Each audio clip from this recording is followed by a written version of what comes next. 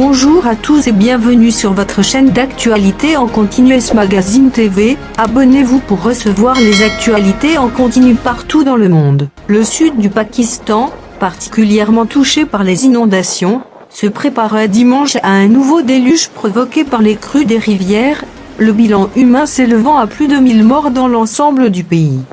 Alimentés par des dizaines de rivières et de ruisseaux de montagne sortis de leur lit à la suite de pluies records et de la fonte des glaciers, l'Indus, fleuve qui traverse la province du Sindh dans le sud du pays, ne cesse de grossir. Les vannes ont été ouvertes pour faire face à un débit de plus de 600 000 m3 par seconde, a indiqué le responsable de l'important barrage qui régule le débit du fleuve, près de la ville de Sukkur, dans la province du Sindh, où vivent quelques 500 000 habitants. L'Indus est en pleine crue, a précisé le responsable de l'imposant barrage datant de l'époque coloniale, chargé de réguler le débit du fleuve et de rediriger l'eau vers un vaste système de canaux. Les autorités ont prévenu que des torrents d'eau devraient atteindre la province du Sindh dans les prochains jours, aggravant les difficultés de millions de personnes déjà touchées par les inondations.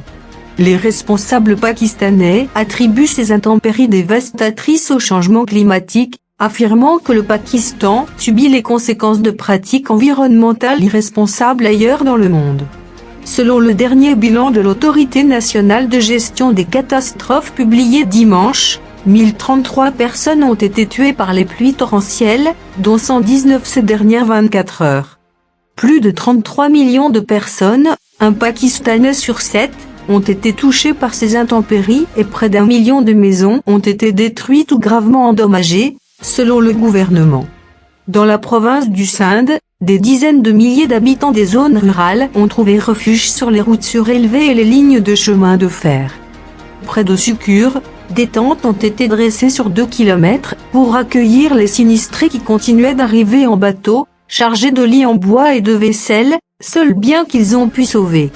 L'eau a commencé à monter dans la rivière depuis hier, inondant tous les villages et nous forçant à fuir, a déclaré Wakil Ahmed, un ouvrier de 22 ans. Dans le nord du Pakistan, des milliers de personnes vivant près de rivières en crue ont reçu l'ordre samedi d'évacuer leurs habitations. Des hélicoptères et des sauveteurs continuaient toutefois dimanche de mettre à l'abri les retardataires.